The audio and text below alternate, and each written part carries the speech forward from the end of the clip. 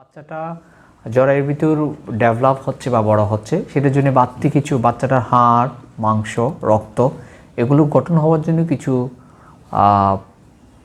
অতিরিক্ত খাদ্যের দরকার হয়, যেটা আমরা যদি গর্ভবতী গাভীকে না দিয়ে থাকি তাহলে এই জরায়ুর ভিতর বড় হওয়া এমব্রায়ো বা ভ্রূণটা বা বাচ্চাটা সেটা মা শরীর থেকে শোষণ করতে থাকে। তাহলে ওই গর্ভবতী গাভীকে যদি আমরা পর্যাপ্ত ওই এক্সট্রা বা অতিরিক্ত খাবারটা না দিই, বাচ্চার ওই অতিরিক্ত খাদ্যটা শোষণের ফলে মা দুর্বল হয়ে যাবে।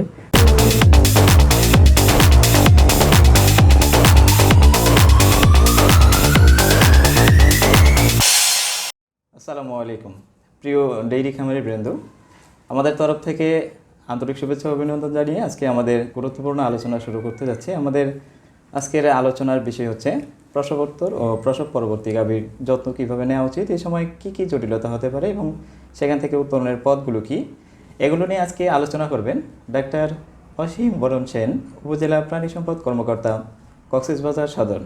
প্রিয় দর্শক, আপনারা সঙ্গেই থাকুন, চলে যাব সরাসরি আলোচনায়।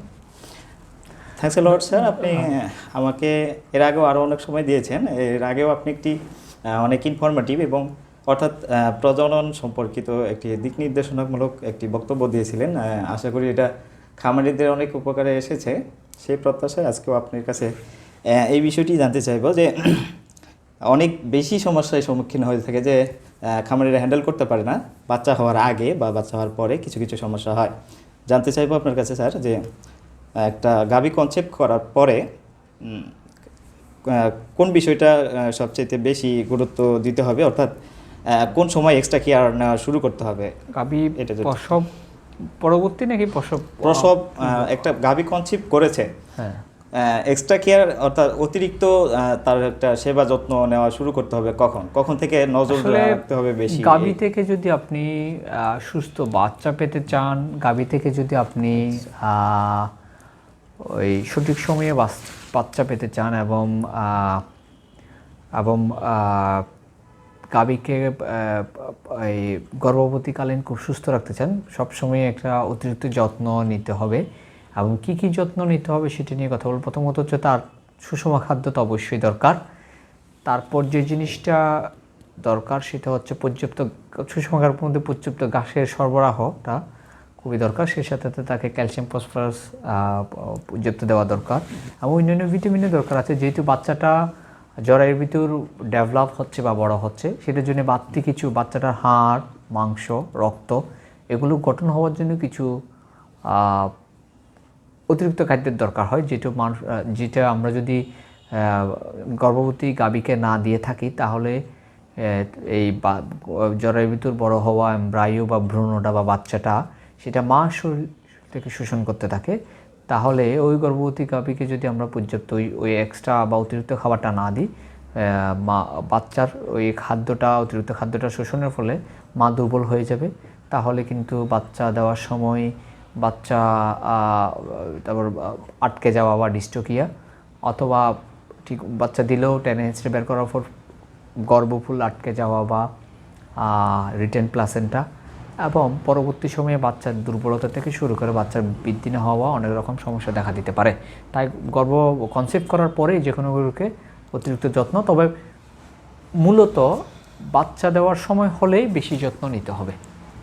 খাবারের দিক থেকে স্যার আসলে এক্সট্রা কোনো ক্যালসিয়াম, জিঙ্ক, তারপর অনেক ধরনের মাল্টিভিটামিন, মাল্টিমিনারেলস এগুলো এক্সট্রাভাবে যোগ করতে হবে কিনা? না, আমি সবসময় খামারিদের সেই কথাটাই বলে থাকি যে আপনি যখন একটা গরু কনসেপ্ট করেছে তার 9 মাস 10 দিন বা 270 দিন প্লাস মাইনাস আরও 10 দিন, 280 দিন প্লাস মাইনাস আরও 10 দিন, তো গর্ভের মধ্যে বাচ্চাটা থাকবে, সে সময় আপনি চেষ্টা করবেন তাকে পর্যাপ্ত পরিমাণে মাল্টিভিটামিন, মাল্টিমিনারেলস, ক্যালসিয়াম সরবরাহ করার জন্য।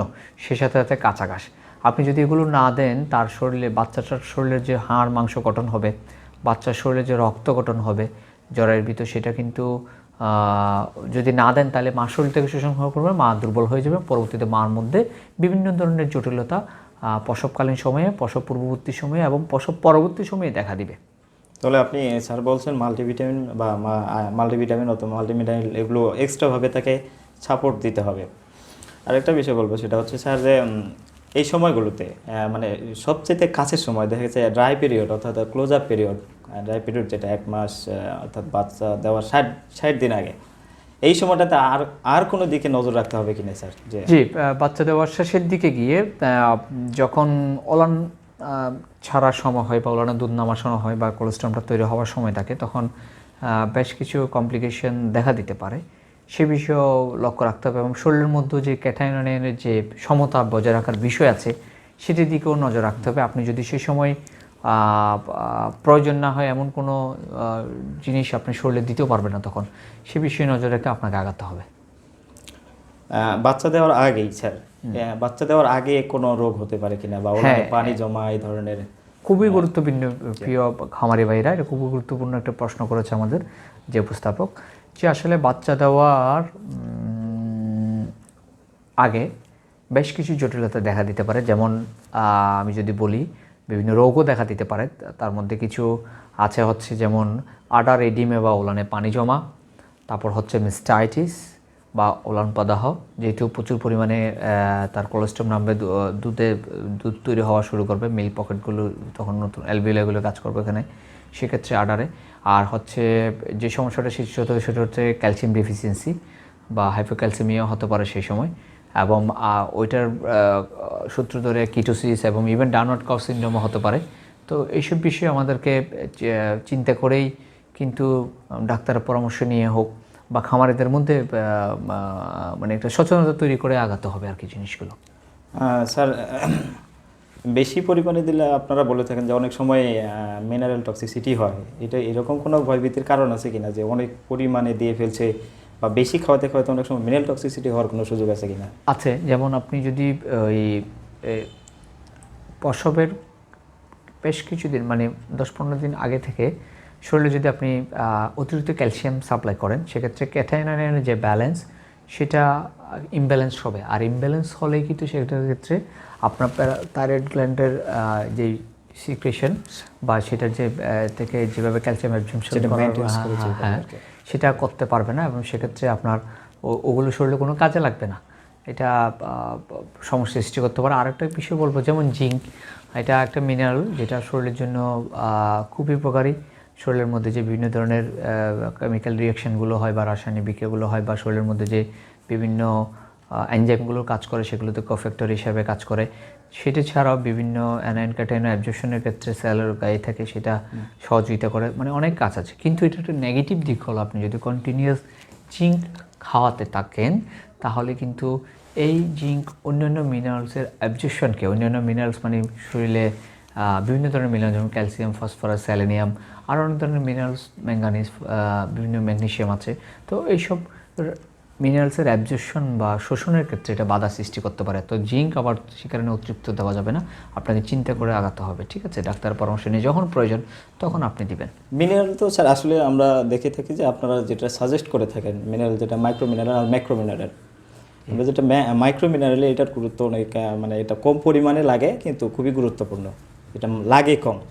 আর একটা হচ্ছে স্যার ম্যাক্রো মিনারেল, যেটা বেশি পরিমাণে লাগে, যেমন হচ্ছে ক্যালসিয়াম এর মধ্যে পড়ে, তো সেটা বেশি পরিমাণে যেতে দিতে হবে। বা সেটা আপনাদের কাছে এসে যদি জানতে চায় যে আমার গরুটা মিনারেল ডেফিসিয়েন্সি মিনারেল টক্সিসিটি হচ্ছে কিনা, হবে কিনা, কবে থেকে দেবো, সেক্ষেত্রে স্যার আপনি প্রত্যেক দিন কতটুকু করে খাওয়ানোর জন্য সাজেস্ট করবেন? যে একটা 300 কেজি গরুর জন্য প্রত্যেক দিন লিকুইড ক্যালসিয়াম আমাদের বাজারে যেটা আছে, এটা হচ্ছে অলরেডি আপনি জানেন যে বাজারে যেগুলো আছে এগুলো কত ml করে খাওয়াতে হবে একটা 300 কেজি গরুর জন্য?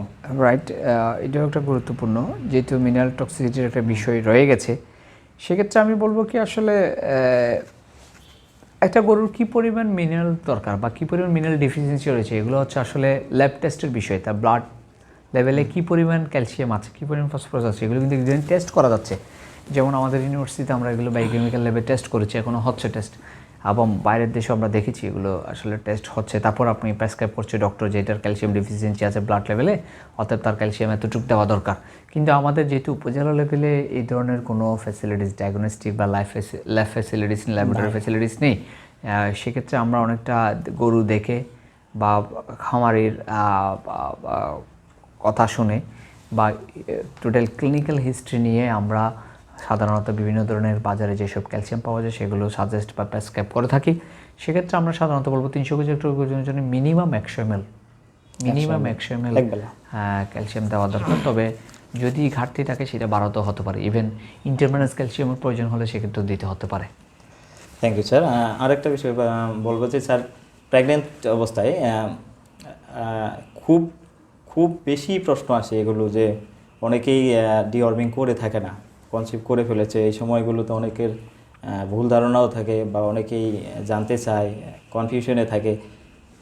এই গর্ভাবস্থায় থাকাকালীন কৃমির ওষুধ খাওয়ানো যায় কি না, এটা একটু যদি স্যার। হ্যাঁ হজরত, ধন্যবাদ। খুবই গুরুত্বপূর্ণ একটা বিষয় নিয়ে আপনি কথা বলছেন। সেটা হচ্ছে আসলে আমাদের খামারদের মধ্যে সত্যিই আসলে ভুল ধারণা রয়েছে যে কনসিভ করলে গরুকে কৃমির ওষুধ দিলে কী সমস্যা হবে। এটা মানুষের ক্ষেত্রে সাধারণত, হিউম্যানের ক্ষেত্রে কিছু কিছু এরকম অ্যান্থেলমেন্টিক বা কৃমিনাশকের এরকম টেরাটোজেনিক এফেক্ট আছে, অ্যানিমেলের ক্ষেত্রেও আছে। তবে আমাকে চিন্তা করতে হবে কোন কোন ওষুধ গাভীন অবস্থায় বা গর্ভবতী অবস্থায় ব্যবহার করা যাবে, কোন কোন ওষুধ গর্ভবতী অবস্থায় ব্যবহার করা যাবে না, এবং সেটা ডাক্তারের পরামর্শ ব্যবহার করতে হবে। যদি ওই অ্যানিমেল বা গাভীটা সেন্সিটিভ হয় ওই স্পেসিফিক ড্রাগের প্রতি বা অ্যান্থেলমেন্টিক বা কৃমিনাশকের প্রতি, তাহলে কিন্তু একটা টেরাটোজেনিক ইফেক্ট বা আপনার গর্ভপাত হওয়ার সম্ভাবনা থাকে বা বাচ্চার ভিতরে একটা সমস্যা হওয়ার সম্ভাবনা থেকে থাকে।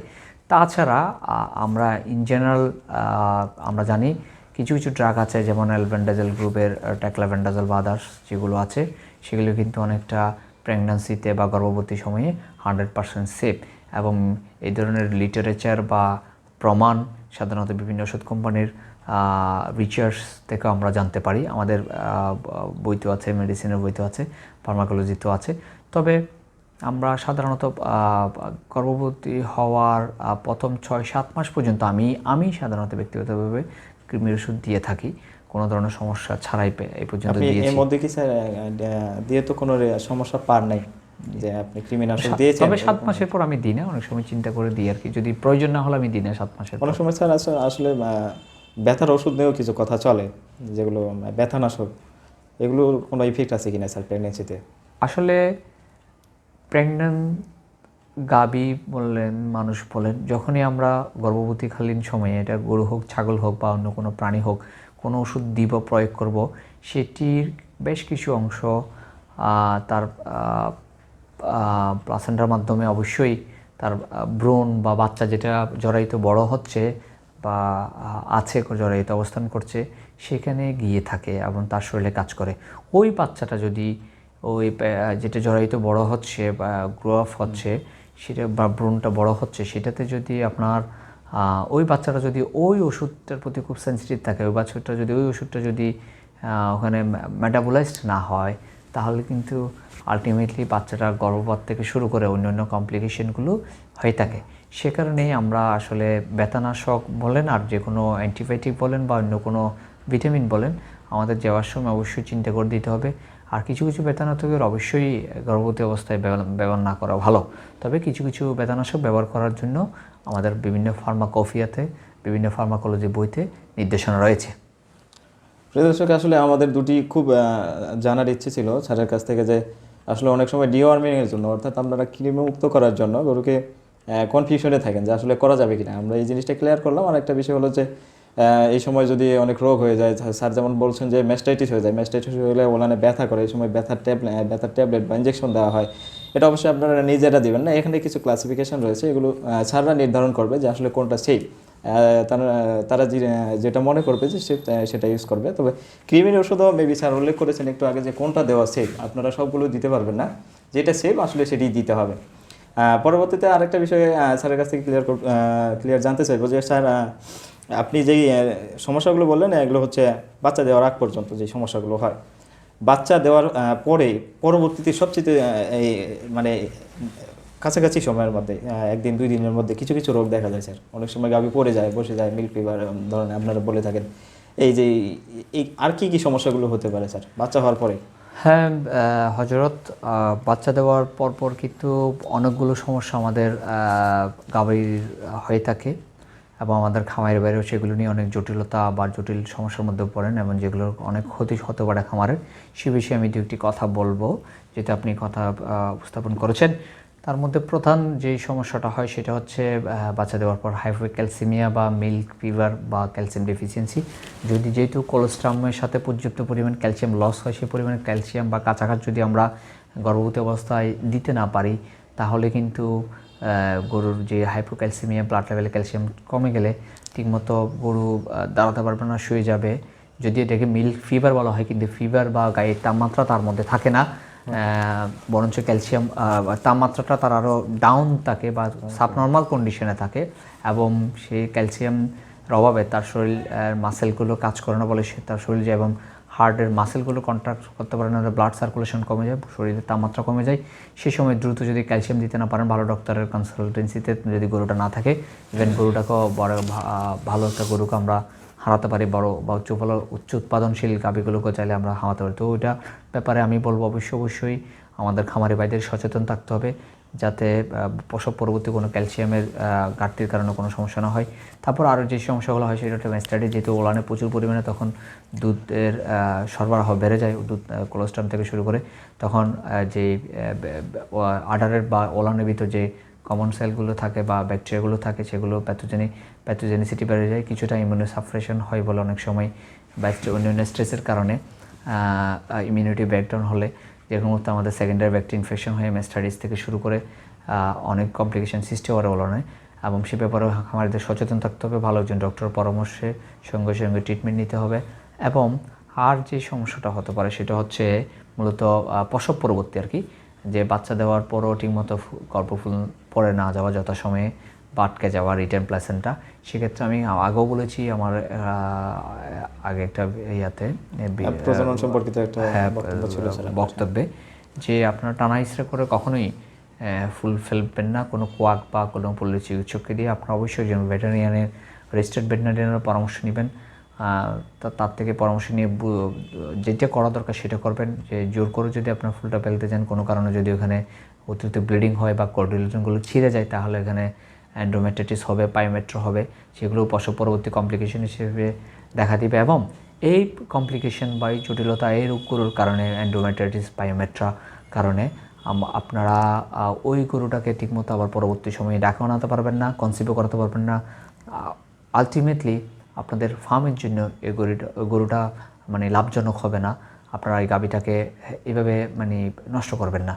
তো আমার প্রিয় খামারিদের ভাইদের বলবো, আপনার প্রসব পরবর্তী কোনো জটিলতা যদি সৃষ্টি হয়ে থাকে, যেমন ম্যাস্টাইটিস বা ক্যালসিয়ামের ডিফিসিয়েন্সির কারণে মিল্ক ফিভার বা ওলানের পানি জমা বা এন্ডোমেট্রাইটিস বা দুধ না পাওয়া একটা সমস্যা, কিন্তু তারপর হচ্ছে খাওয়া দাওয়া ছেড়ে দেওয়া একটা সমস্যা। তো আপনারা চেষ্টা করবেন সঙ্গে সঙ্গে একজন রেজিস্টার্ড ভেটেরিনারিয়ানের সাথে যোগাযোগ করে যথাসময়ে ট্রিটমেন্ট নিয়ে আগানোর জন্য। আচ্ছা স্যার, স্যার যেটা বললেন যে আসলে খুব গুরুত্বপূর্ণ একটা বিষয় বলেছেন, যে অনেক সময় প্লাসেন্টা পড়ে না, টেনে বের করে ফেলে দেয়। আসলে এটা টেনে বের করার কিছু নেই, এটা পচে পড়ে যাবে স্যার। এখন স্যার বলেছেন যে আসলে যে কটিলিউডনগুলো যদি ছিঁড়ে যায়, আপনারা বুঝেছেন কিনা স্যার, যে খুব সুন্দরভাবে আগেও বলেছিলেন কটিলিউডন এবং ক্যারাঙ্কলের যে সম্পর্কটা, এটা স্যার এটা যদি অ্যাটাচটা যদি নর্মাল না হয়, এটা দুটোর সঙ্গে সংযুক্ত থাকে, এটা যদি টেনে ছিঁড়ে ফেলে, সেখানে ইনফ্লামেশন হতে পারে এবং পরে ইনফেকশন হতে পারে, সেখান থেকে আপনার গাভীটি নষ্ট হতে পারে। পরবর্তীতে আপনার এই গাভীটি আপনার ডাকেও নাও আসতে পারে এবং আপনার প্রত্যেক বছরে যে পারফরমেন্সটা দেওয়ার কথা ছিল সেটা নাও পাইতে পারে। তো স্যার আসলে খুব সুন্দর একটা বিষয়ে আলোকপাত করেছেন, এটি খামারিদের খুবই উপকারে আসবে। পরবর্তী বিষয়টা জানতে চাইবো স্যার, আপনি ম্যাস্টাইটিস নিয়ে বলেছেন যে ম্যাস্টাইটিস হয়ে যেতে পারে। আসলে অনেক সময় বাছুর টেনে হিসেবে বের করতে হয়, অনেকে করার পরে বাছুর আসলে কতক্ষণের মধ্যে হয়তো বা ব্যতিক্রম এরকম হয় যে আধা ঘন্টা, 1 ঘন্টা, 2 ঘন্টা বাছুর দুধ খাচ্ছে না, কিন্তু ওলানে তো দুধ চলে আসে। ম্যাস্টাইটিস হওয়ার একটা চান্স কি এর মধ্যে আছে? হ্যাঁ, অবশ্যই। যেহেতু ওলানে দুধ থাকে, দুধ হচ্ছে ব্যাকটেরিয়ার জন্য, ব্যাকটেরিয়া বলেন, ভাইরাস বলেন বা অন্যান্য অর্গানিজম যেগুলো আছে, প্যাথোজেনিক অর্গানিজম, যে মাইক্রো অর্গানিজম যেগুলো আছে, সেগুলোর জন্য খুব ভালো একটা ফুড। তো আপনি যেহেতু তাদের ফুড ওখানে পেয়ে যাই, তো এগুলো যদি ঠিক সময়ে যথাসময়ে বাচ্চা খাওয়ানোর পর যেটা থেকে যাবে অতিরিক্ত দুধ নামার কারণে, যদি আপনারা দহন করে না ফেলেন বা এটা ফেলে না দেন, তাহলে আলটিমেটলি কিন্তু এটা আডার বা ওলানে জমা হয়ে থাকবে এবং ওখানে ব্যাকটেরিয়া গ্রো করবে এবং ব্যাকটেরিয়া গ্রো করে আলটিমেটলি ইনফেকশন সৃষ্টি করবে এবং ওলান প্রদাহ, ওলান ফুলে যাওয়া, তারপর বাট দিয়ে দুধ ঠিক মতো নষ্ট হওয়া, ব্লাড বের হওয়া, আরও বিভিন্ন ধরনের সমস্যা বা হতে পারে, যেটা আমরা সাধারণত মেস্টাইটিস বা ওলান প্রদাহ রোগ বলে থাকি। যদি একটু ক্লিয়ার করতেন স্যার, আসলে একটা গাভীকে কতটুকু দুধ খাওয়ানোর দরকার বাচ্চা জন্ম নেওয়ার পরে? হ্যাঁ, অবশ্যই আমি প্রিয় খামারি ভাইদের বলবো আপনারা এই ভুলটা করবেন না। বাচ্চা হওয়ার সাথে সাথে কোলেস্ট্রল তো দিবেন বা শাল দুধটা খাওয়াবেন। শাল দুধের মধ্যে যেই ইমিউনোগ্লোবিন আছে সেগুলো আসলে বাচ্চার রোগ প্রতিরোধ ক্ষমতা বৃদ্ধির ক্ষেত্রে খুবই সহায়ক এবং সেটা মানুষের জন্য খুব প্রযোজ্য। এবং আরেকটি কথা আমি বলবো, অবশ্যই একটা বাচ্চাকে প্রথম 6 মাস, মিনিমাম 3 থেকে 4 মাস, যতদিন না তার রুমেন ডেভেলপ না হয় ততদিন পর্যন্ত তার ওজনের শতকরা 10 ভাগ অথবা টোটাল যে ওজন তার 10 ভাগের 1 ভাগ বা 10%, বডি ওয়েটের 10% অথবা টোটাল ওজনের 10 ভাগের 1 ভাগ তাকে দুধ খাওয়াতে হবে। অর্থাৎ একটা বাচ্চা যদি বার্থ ওয়েট বা জন্ম হওয়ার সময় ওজন যদি 30 কেজি হয় তাকে প্রতিদিন মিনিমাম 3 কেজি দুধ খাওয়াতে হবে। এবং ওই বাচ্চাটা যদি 3 কেজি দুধ কম হয় তাহলে ঠিকমতো গ্রোথ আসবে না, ঠিকমতো তার শরীরের ইমিউনিটি সৃষ্টি হবে না, বাচ্চাটারও আক্রান্ত হবে এবং ঠিক সময়ে ডাকে আসবে না। ওই বাচ্চা থেকে আপনি প্রফিটেবল ভালো বা মাংসও পাবেন না, ভালো দুধ বা ভালো একটা গাভীও হিসেবে আপনি তৈরি করতে পারবেন না। তো আমি প্রিয় খামারিদের বলবো আপনারা এভাবে অবশ্যই সচেতন থাকবেন, যাতে দুধ দহন করলেও বাচ্চার জন্য পর্যাপ্ত দুধ আপনারা ওলানে রেখে দিবেন। আচ্ছা আচ্ছা, বুঝতে পেরেছি। আসলে যেহেতু এটা ক্লিয়ার করে দিয়েছে যে 10 ভাগের 1 ভাগ যখন খাওয়াতে হবে তখন আসলে আমাদের খামারিদের জন্য এই জিনিসটা ডিসিশন মানে একটু মেনে চলা খুব সহজ হবে। পরের বিষয়টা বলবো যে স্যার আপনারা ওই যে ফুল পড়ার যে বিষয়টা, অনেক সময় এআই কর্মী যারা আপনাদের অফিসাররা এটা ওয়াশ করে দেয়, এটার গুরুত্ব কতটুকু আছে স্যার জানতে চাই। আসলে ওয়াশ মিন্স কি, আপনি যখন প্লাসেন্টা যদি 24 ঘন্টার ভিতর 12 ঘন্টার মধ্যে না পড়ে 2 থেকে 12 ঘন্টার মধ্যে এটা হাত দিয়ে ফেলার পর অনেক সময় ওখানে আমরা সাধারণত কিছু ময়লা থাকে, সেগুলো নিয়ম হচ্ছে আসলে লোকাল সাইডিন দিয়ে সাধারণত জরায়ুটা ওয়াশ করে এখানে কিছু অ্যান্টিবায়োটিক দিয়ে রাখা, যেমন অ্যান্টিবায়োটিক ট্যাবলেট, যেমন মেট্রোনেজল, যেটা aerobic, anaerobic, gram positive, gram negative সব কিছুর বিরুদ্ধে ব্যাকটেরিয়ার বিরুদ্ধে কাজ করবে। আমাইসিন, যেটা গ্রাম পজিটিভ, গ্রাম নেগেটিভ দুইটার বিরুদ্ধে কাজ করবে। এরকম কিছু অ্যান্টিবায়োটিক একসাথে দিয়ে রাখলে এবং অ্যান্টিমাইক্রোবিয়াল ড্রাগ দিয়ে রাখলে হবে কি, সেকেন্ডারি ব্যাকটেরিয়া ইনফেকশনটা হবে না। এখানে এন্ডোমেট্রাইটিস, মেট্রাইটিস এইসব সমস্যাগুলো হবার সম্ভাবনা কম থাকে। তো তারপর আমি বলবো আপনারা খামারের বাইরেও সচেতন থাকবেন, যেহেতু গর্ভফুলটা পচে বের হয়ে যাওয়া একটা ফিজিওলজিক্যাল প্রসেস, এটা হতে হয়তো 20-30 দিন পর্যন্ত সময় লাগতে পারে। পচে আস্তে আস্তে বের হবে জরায়ু থেকে নর্মাল জরায়ুর কন্ট্রাকশন রিল্যাক্সেশনের মাধ্যমে। আপনারা জোর করে যত সম্ভব ফেলবেন না গর্ভফুলটা। আর যদি জোর করেও কাউকে দিয়ে ফেলাতে চান তাহলে বলবেন তাকে টানা হিচড়া না করার জন্য। আর টানা হিচড়া করে ফেলার পরে যদি অতিরিক্ত ব্লিডিং হয় তখনও কিন্তু অনেক সমস্যার সৃষ্টি হয়, এবং ওই যে সমস্যাটা যাতে সৃষ্টি না হয় সে কারণে কিছু অ্যান্টিবায়োটিক ওখানে দিয়ে দিলে কিছুটা হলো অনেকটা সেফ থাকে জরায়ুটা। আর একটা জিনিস জানার আছে স্যার, সেটা হলো অনেক সময় আমি দেখেছি বাছুর অনেক সময় উল্টো আসে স্যার বাচ্চা হওয়ার সময়। এটা বলেই আমরা শেষ করবো যে এটা যদি স্যার এটাতে আসলে কোনো হাত আছে কিনা বাছুর